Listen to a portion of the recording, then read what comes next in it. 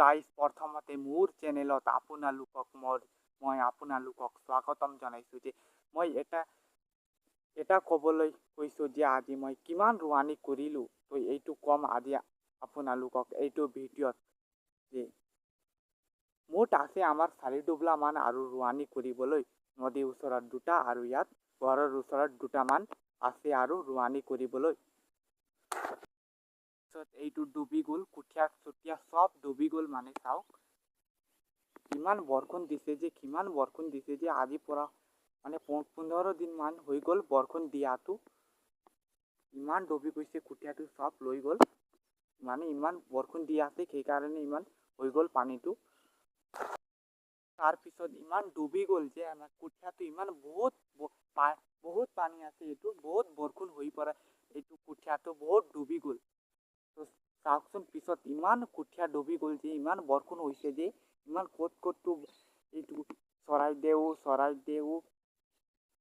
যোৰহাট সাগৰতো ইমান বৰষুণ হৈছে আৰু বানপানী হৈছে। ইয়াতে চাওক কিমান বৰষুণ আহি পৰা যে ইমান কঠীয়া চঠীয়া চব ডুবাই গ'ল। পিছত ইয়াত আছে এইটো আলি বন্ধ কৰিবলৈ, কাৰণ ইমান পানী আছে যে ইয়াৰ পৰা বেছি পুৰা হৈ যাব। সেইকাৰণে ইয়াত বন্ধ কৰিব লাগে আৰু এতিয়া যাম বন্ধ কৰিবলৈ। তো ফাইনেলি ইমান পানী গৈ আছে যে সেইকাৰণে ইমান পানী ইয়াত বাঢ়িছে আৰু ইয়াত বন্ধ চন্ধ কৰিম।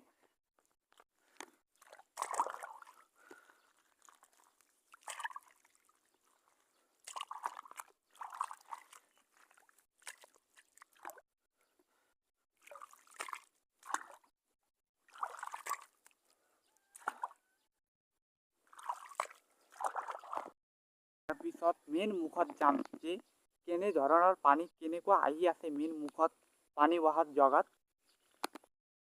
মেইন মুখতে এনেধৰণৰ পানী আহিছে আৰু ক'ত হ'ব, কিমান যাবই আৰু ডুবাইবই। সেইকাৰণে ইয়াত বন্ধ কৰিছোঁ আৰু এইফালে পানীটো খেদাই দিছোঁ।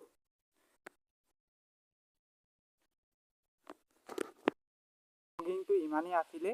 তো মোৰ ব্লগ যদি ভাল লাগিছে যদি নিশ্চয় লাইক শ্বেয়াৰ ছাবস্ক্ৰাইব কৰি দিব বুলি মই আশা ৰাখিছোঁ। ধন্যবাদ। জয় অসম।